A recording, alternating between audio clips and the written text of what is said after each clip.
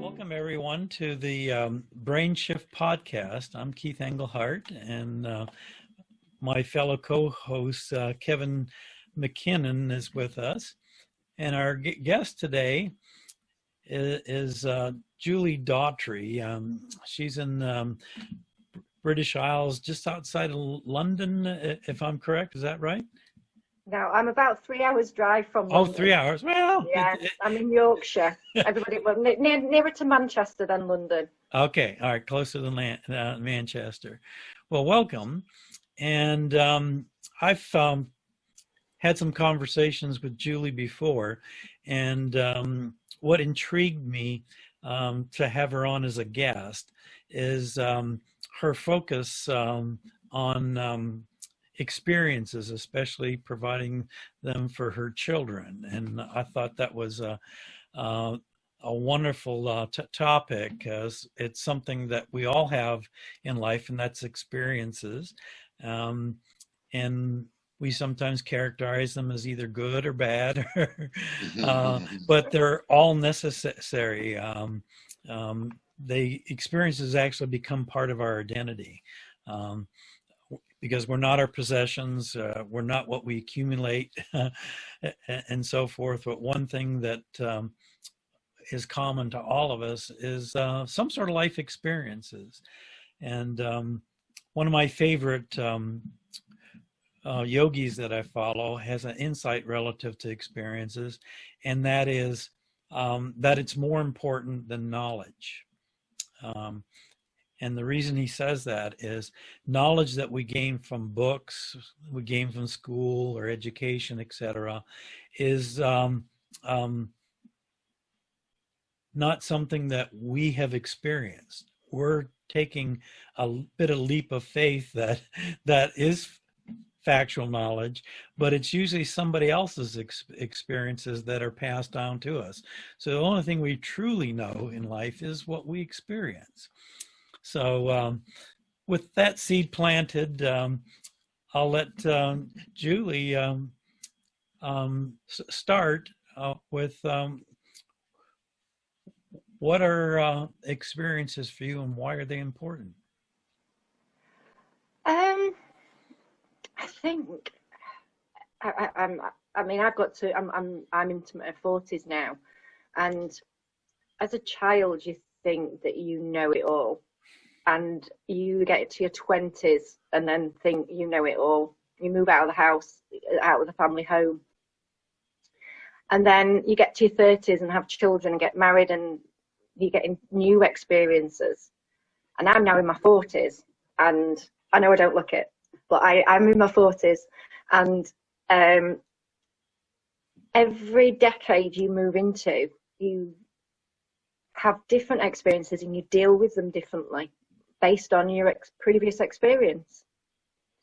So and one of the things that I pick up a lot with my coaching is that a lot of how we behave now is based on experiences that we had as a child, and how we dealt with them, or how our parents or our peers around us support you in it or not. Or, you know, I think I've learned as a life coach, and it goes back to what you're saying about it's better than education, because I can sit and read a coaching book, and I've got one here. I mean, this is my coaching book, you know, and it tells you the theory, but you can only get that real rapport with somebody when you can truly say, yeah, I know what you mean, because I've been through that myself.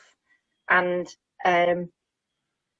it's not about suffering pain so much, you know, and trauma, although, you know, I've been through quite a bit of that myself. But it's just being able to, you know, say to somebody, yes, I know what it feels like to go through divorce. I know what it's like to lose your children 50% of the time. I know what it's like to have an injury and have to recover from that. I know what it's like to be involved in a court case. You know, and I've experienced all of those. But that credibility that you get from that is that you get that real empathy. And I think that's the whole point. It is about being, people can be sympathetic, but having experiences means you can be empathetic and really support. So, you know, as a coach, it wouldn't be fair for me to try and support somebody and be sympathetic, because it can become across as patronizing. And I think having that empathy as a coach, and even as a manager, because really as managers, that's what we are. We're coaches, we're mentors. It's about having those life experiences and being able to go, I know how you feel. I agree wholeheartedly. Kevin, what about you? What are some insights around experiences? Okay. Life experiences in me. Okay. I was brought up as a Pentecostal, a very strict Pentecostal, and that was on one side of the family. And on the other side of the family, shall we say, more unscrupulous street type of activities. Okay, so I grew up, yeah, I grew up with balance. Now, my life experiences were always based on, at first, being a child and being brought up in the church. So mine would have been, my life experiences was based upon a lot of the teachings of the Bible. There was various religious sects down in the valley where we lived. Everybody's farmers, everybody's hillbillies. So the educational was based upon what religion and what church and who you followed at the time. Now, as I got older, because of the way I come right up through the 70s, 80s, and 90s, so there was rapid change there.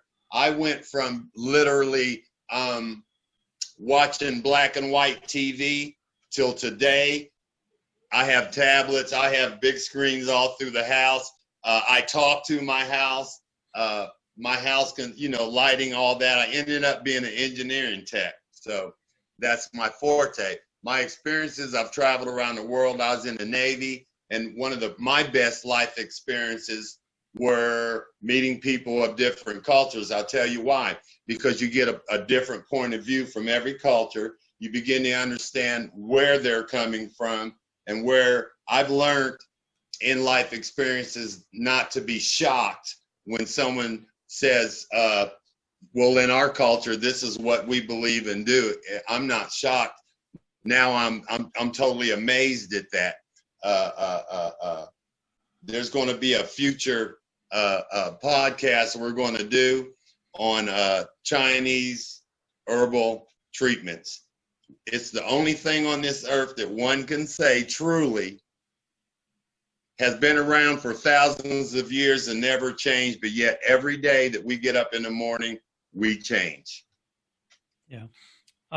That's one of the salient points that I always share with people, whether it be in classes or with coaching, is the only true constant in life is change. Mm-hmm. Yeah, and absolutely. It's around us all the time. A lot of our suffering and stress is around resisting change, and experiences change us. They're actually beneficial.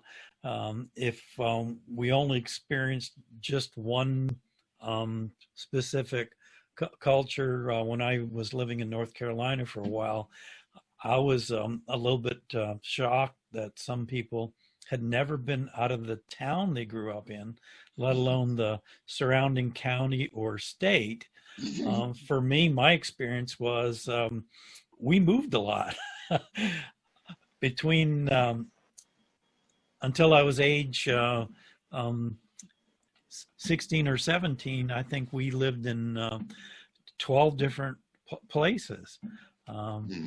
So that's Were you moving. in a military? Were you in a military family? Is that No, why? my father, at least in my later youth and into my teens, worked as a manager, and he got transferred around different places to troubleshoot and so forth. It's just for whatever reason my family moved a lot, and as a kid. I really hated it because it was tiresome always being the new kid on the block, and having to, develop new friends and learn new places. And then the shock of, because it was a bit of a shock, moving from Ontario, up around Georgian Bay area, north of Toronto, moving from there to North Carolina.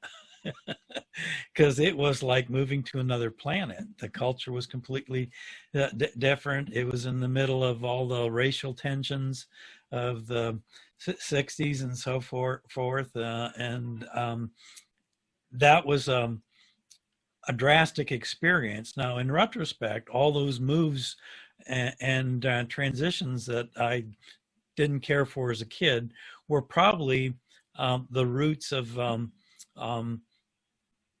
opening up awareness and understanding that things are different. You could move across state and the local culture and climate and social norms can be completely different, let alone moving from one country to another. And it broadened and opened up my horizons quite a bit. So along those lines, what experience do you feel had the most impact in your life, Julie? I don't blame, because I'm reading a book on forgiveness at the moment, because I believe I'm really trying hard to forgive. I've got a lot of people I need to forgive, and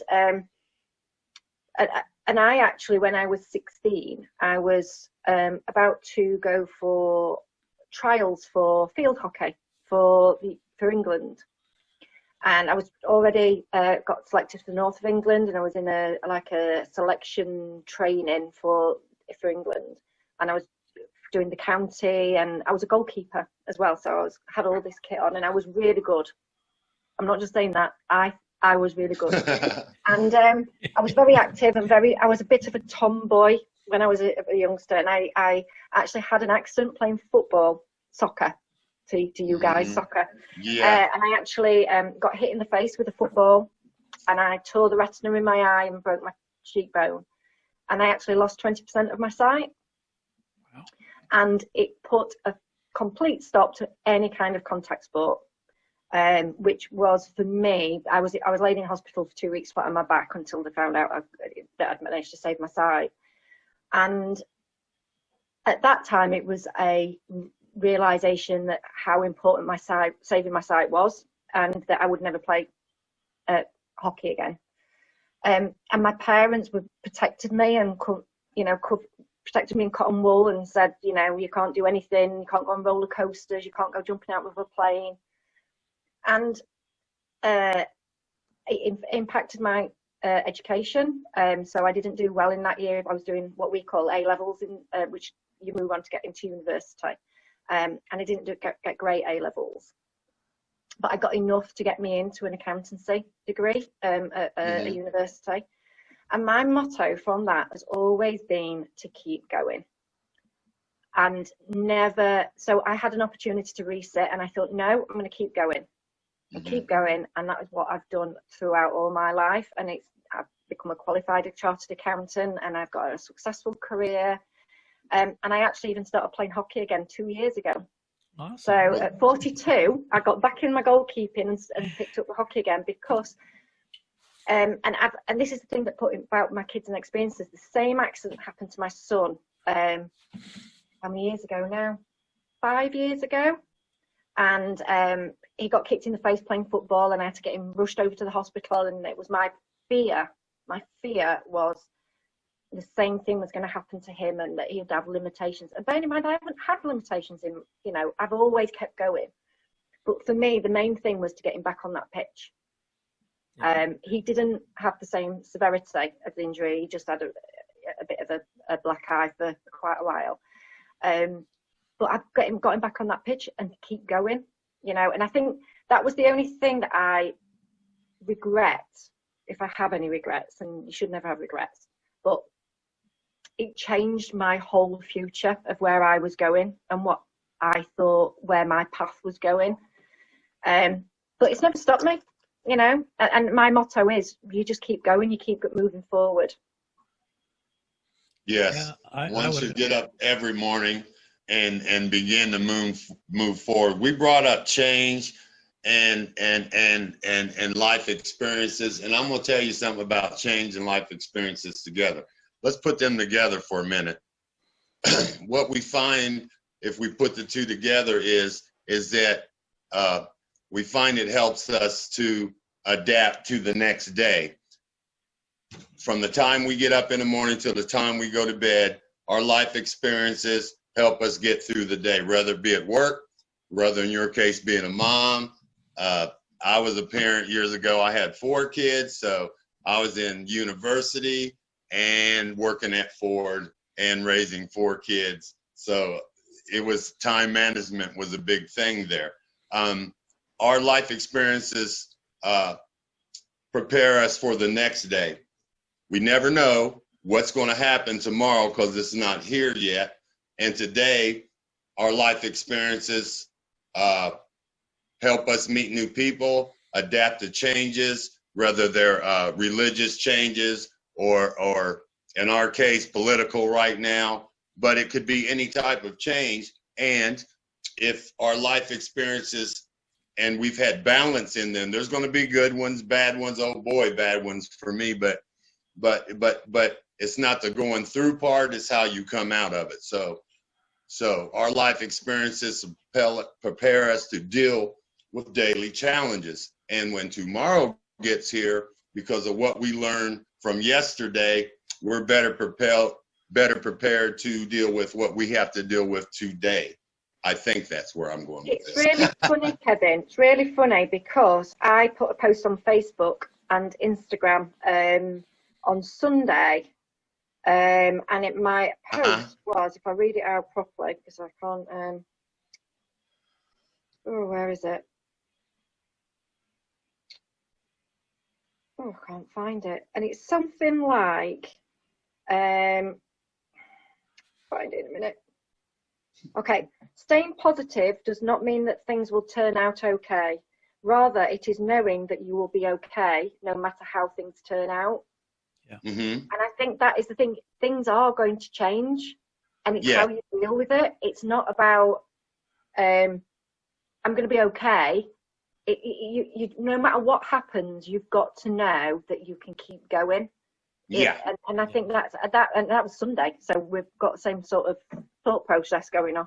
Yeah. Yes, we do. I agree wholeheartedly. The thread I hear through that conversation is tenacity. And even though the experiences that might be traumatic in some shape or form foster tenacity, or the opportunity to build tenacity. I think another good word, Keith, that I use a lot is resilience. Tenacity and resilience, exactly. Yeah. And, I am the most resilient person I know. Yeah. And I can't bounce. Well, I do. I bounce back constantly. I'm bounce back kid, because I literally I'm fed up of bouncing back, but I keep doing it. Yeah, and you know what? You got a good headwind, because you guys as cultures have always been, the move ahead no matter what, we can get through it. So your culture states that, and I kind of dig that anyway. That's just how I perceive you guys are. It's great. Oh, we just have a cup of tea and move on. Right. Yeah, and I think some of the older European cultures do have that advantage, because they've had more history, a lot more behind them in the rearview mirror, so to speak. We're Yeah. Here in the U.S. We've got Viking blood in us. Remember, Right. you know, we're Saxons, and you know we've got that. We've been fighting against Scotland for ever and a day. So we've always had that fight in us. Yeah. And it's the same with the Yorkshire. So I'm Yorkshire and the Lancashire. We've had the Yorkshire and Lancashire fighting. You know, we have a fight in you. I know it's a little bit tongue in cheek, but that is, if you don't have the fight, you know, you've got to have that. You've got to have the fire in your belly every morning to get up and keep going and deal with whatever's thrown at you. Yeah, there's a story that I share a lot when I hear some modern people or anyone born after the 70s, actually, when they complain about how hard life is, and especially during this pandemic, whether it's complaining about having to wear a mask or whatever. And the story I share is, imagine being born in 1900. When you're 14, World War II begins and ends. When you're 18 with 22 million dead. Soon after that, there's a global pandemic of the Spanish flu killing 50 million people. And you're still alive at 20 years old. When you're 29, you survive another global economic crisis with the Great Depression and the crash of the U.S. stock market and global economies. When you're 33 years old, the Nazis come to power. When you're 39 years old, World War II begins and ends. When you're 45 years old and there's 60 million people dead. The Holocaust alone killed 6 million Jews. When you're 42, the Korean War begins. When you're 64, Vietnam War begins and ends when you're 75. And it can go on from there. And my grandparents lived this, but with one additional trauma. My grandfather was abducted by the Russians during World War I, and at age of 14, he was captive for 10 years before being released. And upon returning to Poland, there wasn't much left. He recently married, he had a couple young children, and there wasn't much to start a life from in Poland after the war. So he uprooted his family and immigrated to Canada, and was just plopped at Halifax, shipped on a train to the middle of Manitoba, in the middle of no man's land, basically a small town of 680 people, because they were building a paper mill there, and that's where work was. And he had to start his life from scratch under those circumstances. So we talk and about the millennials now have got a problem with stopping in the house and wearing a mask. Yeah. So talk about resilience and tenacity and the ability to move forward. All we have to do is look to past generations of how that was modeled for us. Okay, but I'll interject something in here, because you know what? From all the point of views in the history, we have to look at one thing, and that's how time was managed. Okay, if we just go back 50 years, time was managed on having a job. Mom was at home, kids were at school, mom was taking care of the house, slow pace. We had one phone. We went from having one phone, maybe one TV and a radio in the house was the max. And depending on where you live, the local news was involved in that, so that played a part in it. But now today, even with the virus, we live in a quick-paced world. People have to learn to adapt to not only the quick pace, but being at home. And it's kind of shows you how far we've come and what would happen in a serious crisis, because back in the day, at this time, coronavirus, if everyone had to stay home, it wouldn't matter. Everybody was at home anyway. They were taking care of the kids were doing stuff, they were doing it at home. So that wouldn't have really mattered. Now today, everyone's out booming, their jobs or sitting in Paneras, having biscuits and coffee and doing their jobs. Everything's a quick pace. Most people that are in business have a couple cell phones, a tablet, and probably when they roll into office, they've got a PC. So we live in a quicker paced world. Our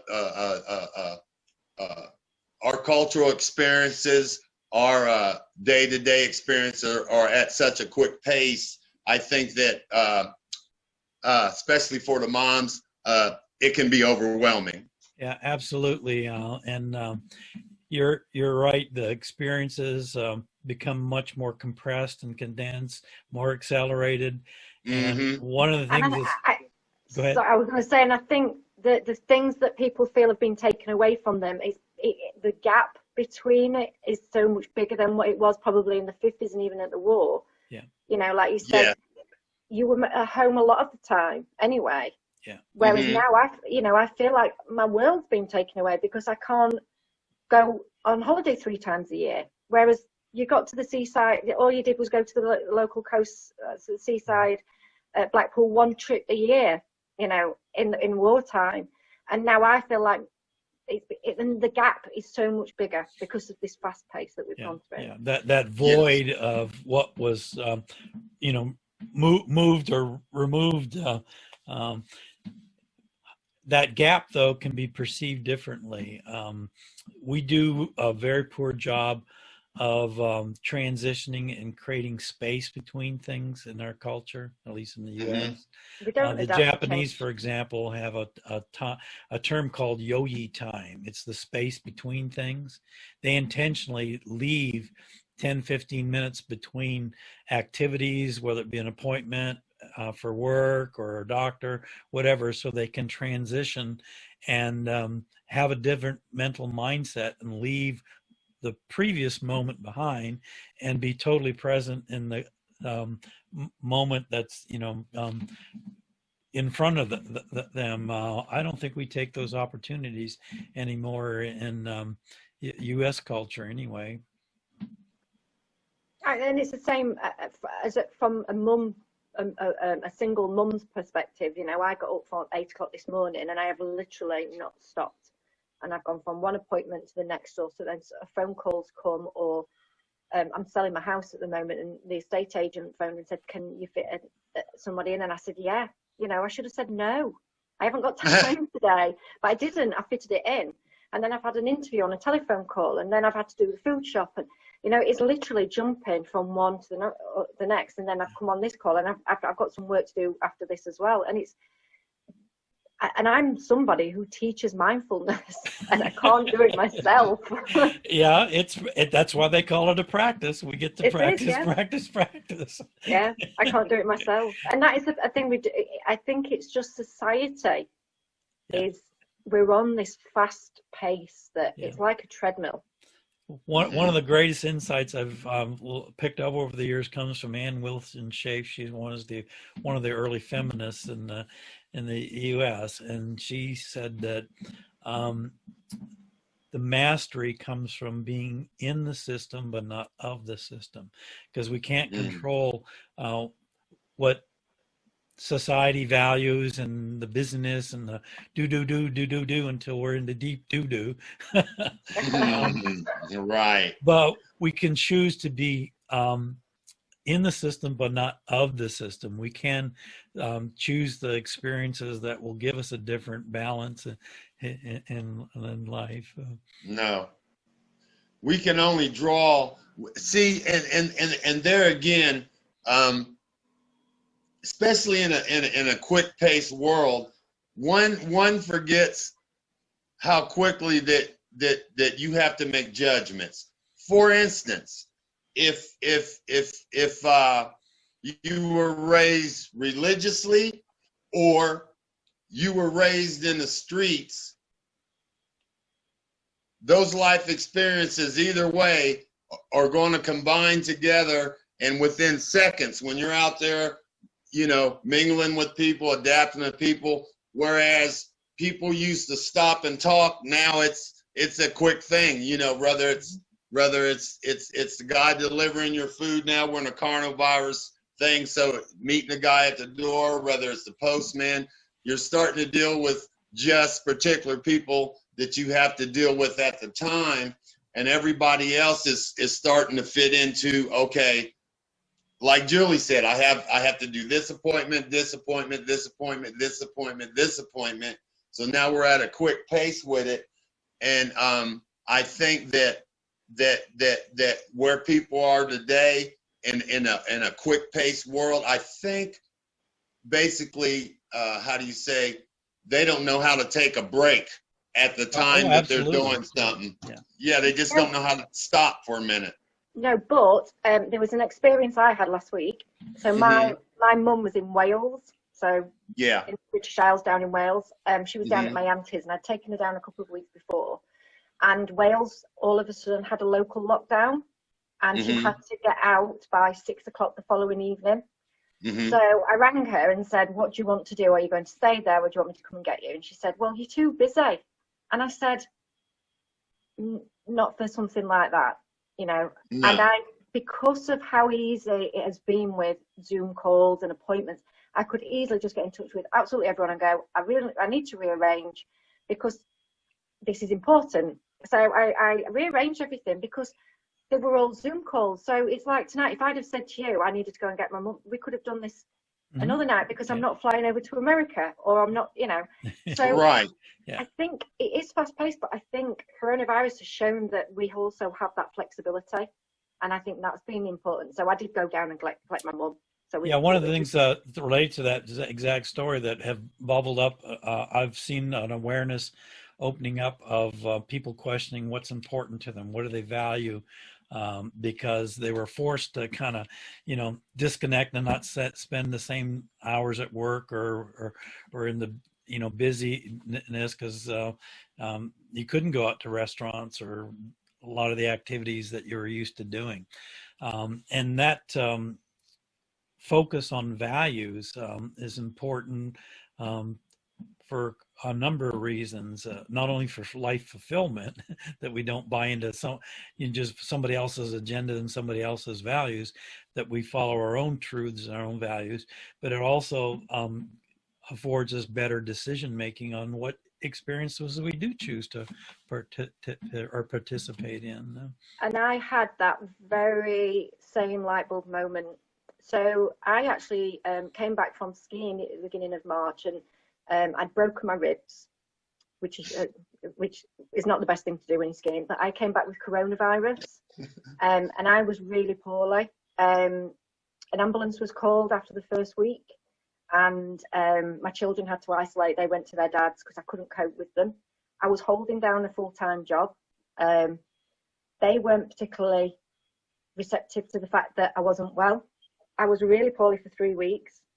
And then I kept going because I was then having to homeschool as well as work and be in isolation and still suffering from the after effects of coronavirus.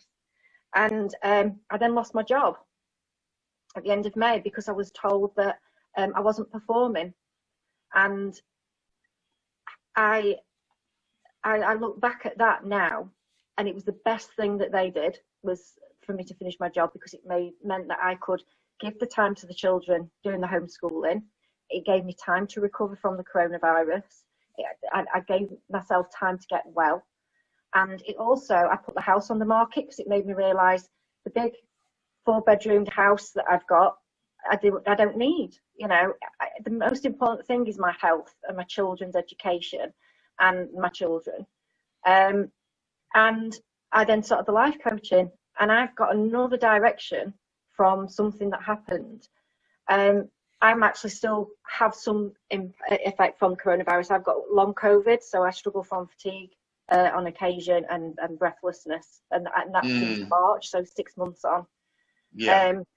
But it made me realise that material things do not matter, and I thought that was the case when I got divorced. When my husband and I split up, I thought that was the light bulb moment. But for me, this has just made me realise I want an easy life.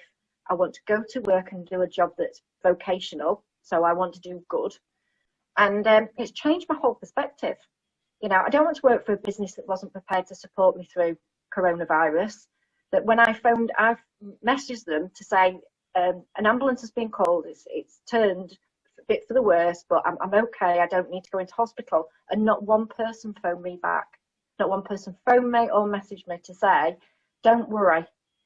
You know, and I don't want to work for people like that. I want to work for people who, you know, care. And I have found the coronavirus has made me realise that there are people out there that care and actually enjoy their employees. And that's why one of the things I was, and I don't know if I told you this, Keith, was about helping people who are being made redundant. And this happens. We're in a recession. Redundancies happen.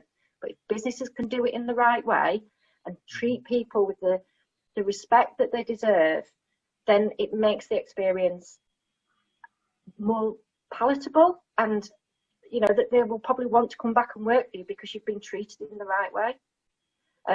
So I've had this experience that material things do not matter. And there's another insight in there that I'll paraphrase, and that is we can't change the people around us, but we can change who we are around.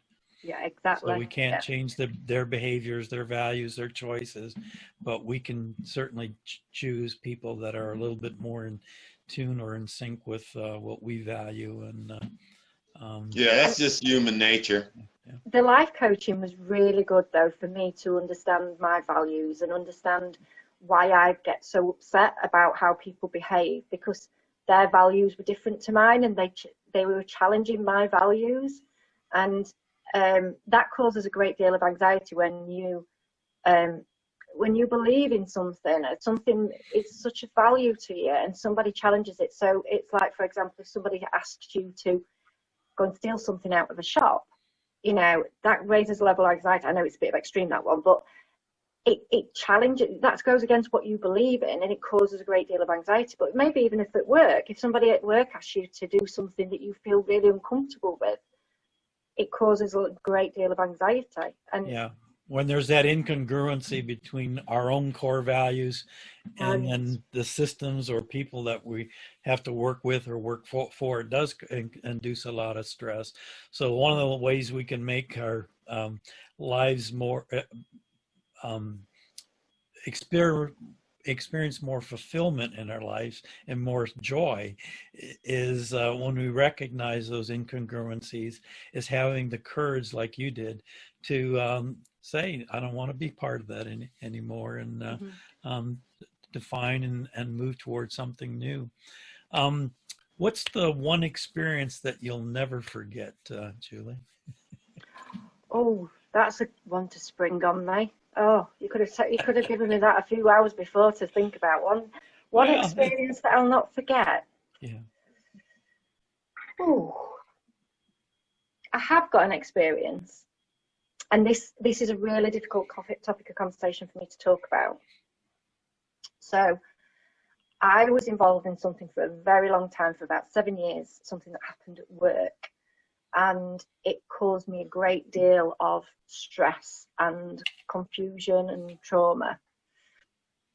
And it doesn't matter how much therapy I have, or how much I talk about it, or how much I try and move on. And I think it will always impact me in every single thing I do. And that was, I was involved in a court case with work.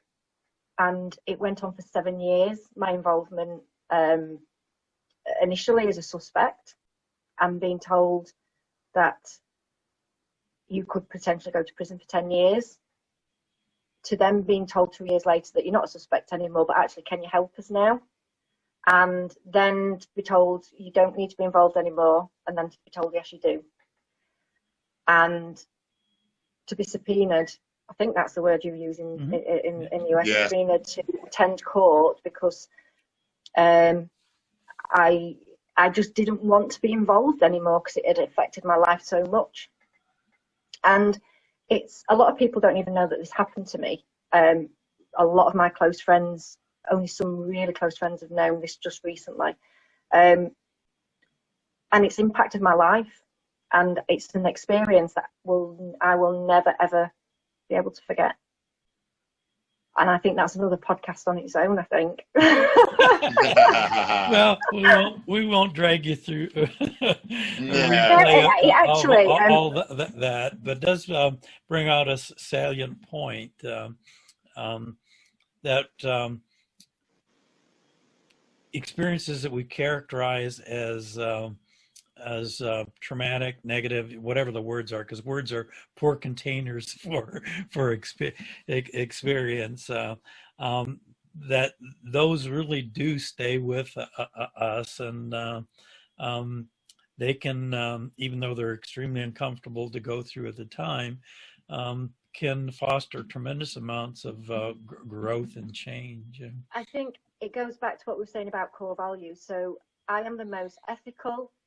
I have the most integrity. I am the most honest person you'll meet, and the people who've worked with me knew that, and that's why the business actually supported me wholeheartedly, because it went against what they were saying went against my core values. Somebody was saying something that I am so not that person, that it absolutely ripped me to the core, because my core values were being judged and challenged, and that caused a great deal of anxiety. Yeah. Yes, that would. And it does circle back to one of the points you made early on, is when we have those types of experiences, that it does foster empathy to be able to console or mentor or lead or work with others that are facing similar challenges.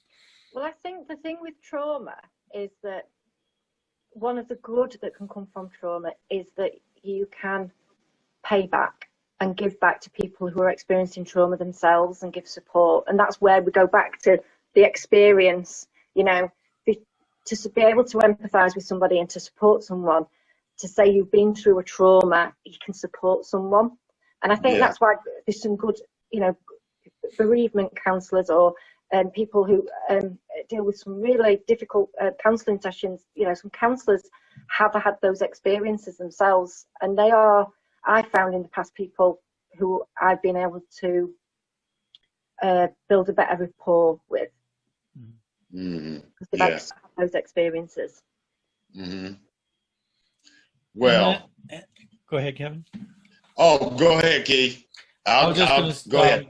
Kind of do the yin and yang here, and experiences also can be pleasant and stay with us, because I won't dwell on another trauma, because I've had them too, and I've weathered them over the years, and has been allowed me to have a great deal of empathy and be able to guide people through similar circumstances. But on the yin and yangs, on the opposite side of the fence, is we can have rewarding and pleasant experiences that stay with us as well. One of them that will never leave my psyche is, as I had the opportunity to visit Muir Woods, north of San Francisco, and they're the north side of the bay, and it's one of the few places on the planet where there's still giant redwoods.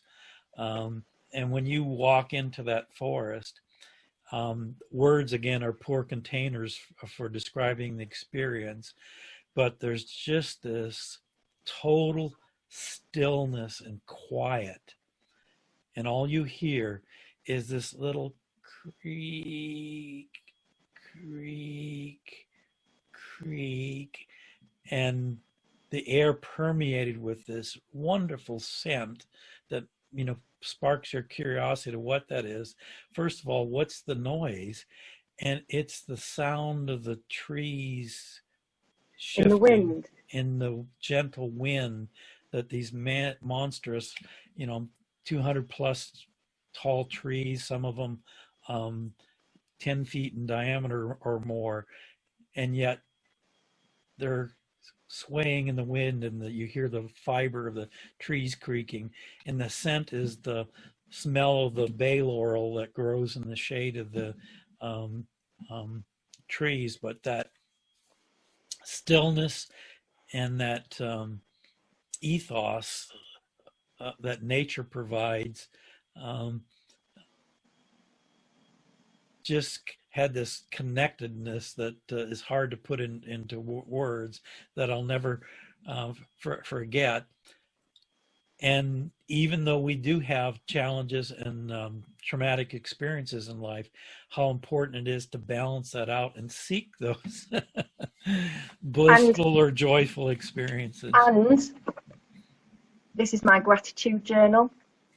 Gratitude. And I write down everything that I'm grateful for and all the good things that happen. Every day I write in my gratitude journal. Very good. Yes. Very nice rose gold, very girly pink. But I write down, I am so grateful for so much. I'm grateful for being here. I'm grateful for living the life that I have. I'm probably not living my best life, but I'm living life. But there are some great experiences, you know, and again, that's another podcast in itself. We should do a positive experience. Yeah. And it's been involved in things like this. This has been fantastic for me, and it brings happiness. You know, it's brought some happiness to my day today. You know, being involved in something, and so yeah, I think you're right. Experiences are good as well. Yeah, and they can cement and stay with us as well. One of the ways, it goes back. I can pull this back full circle. So you started talking about experiences for my children. The good experiences of my children are the thing that got me through the bad with the court case. That they were my salvation every day. You know. Yeah. And connection your anchor. and family. Yeah. Yeah. Yeah. Very well. And it took me a while to master and learn this one, but all those experiences that I tend to, you know, resist or didn't care for at the time, or traumatic all the time, turned out to be major growth opportunities for me, and also allowed me to recognize, even if there's something that didn't work out like I planned, it didn't meet my intention and the outcome that I wanted, and it was maybe perceived as negative and stressful, and even traumatic. It is just a transition or a change along the journey, along the way. Circling back to what I would tell my younger self, and what you kind of talked about earlier when we first started our conversation, Julie, is chill. It all works out. You know, and if it doesn't, I can live with that. Yeah. I can live with worst case scenario. Yeah. Because one of the things that I've learned from mindfulness and meditation is a great deal of that stress that we experience when there is chaos, there is change, or some major event in our life that we hadn't planned for. The bulk of the impact of that is my reaction to it. The way, and this is the thing, the other thing is like, if I'd have not had the accident when I was 16 and I went off and played England hockey, I probably wouldn't have had my two boys. You know, I probably wouldn't be sat in the house that I'm in and doing the job that I'm doing, and, you know, because your path would have been different, you know, and I have no regrets over that. You know, I've got my two boys and I'm, you know, they're absolutely fantastic. So, but my life would have been so much different. I'd love to be able to say, that is the one thing I'd love is, you know, if you could just go like a bit of a Christmas Carol with the ghost of Christmas past and future, and just to see where my life would have gone. Yeah. So again, another podcast in itself there. I'm creating some good podcasts for you two guys here. Well, we'd be blessed to have you back and down that rabbit path as well. So to kind of sum that up, is there anything that Kevin, you would want to share, or Julie, you want to share? It would be a insight or something that would be beneficial. I will say this. For me, let's see. And Keith, you know how I deal with stress. I've got fish tanks and 2 atriums in the house. I kind of go the English garden thing anyway to the extreme. But I think if you wanted to say what was the greatest life experience for me, standing on the front of the ship, looking out at the great ocean, not seeing anything, no birds, no land, just water, hearing the waves crash off the ship. I love that, and the peace that came with it. Hell, I sleep with a fountain in my room now because I need to hear that water splashing and running. So I would say if the very good life experiences, not so much, and believe me, I have 4 kids. I have a book full of experiences, but I think the better, calmer experiences were when I was by myself, experiencing that would be an experience that brings calmness, brings peace to me, and it's carried me all the way through my life to the point where I have all the fish tanks in the house, all the plants in the house. I pretty much have found my peace, and my go-to place will always be that. And that's pretty much in my life every day. Just not a thought now, but I've actually intertwined all those experiences into how I live and where I live and how I get through the day, stress, quick paced times. That's how I do it. Well, that's funny, Kevin, because I'm really glad that you said that, because my experience is this time last year actually, I was sailing a 40-foot yacht as part of a 6-woman crew, all-women crew. And I went on this challenge. It was 3 days along the south coast of the UK. And I was going through a really tough time. I'd been through a divorce, and I'd had a really tough few years with the court case. The court case had finished in the June, and I needed something to challenge me, to really find out who I was. With everything that had happened with the divorce, I didn't know where I was going or what I was doing. And I went on this 3-day sailing. And I know what you mean about the splashing of the water and the calmness and but the roughness. But you know, you're on your own, and but you weren't with a group of people. And that experience, I found myself, and I actually did a video blog while I was there. And for me, that was a turning point for me.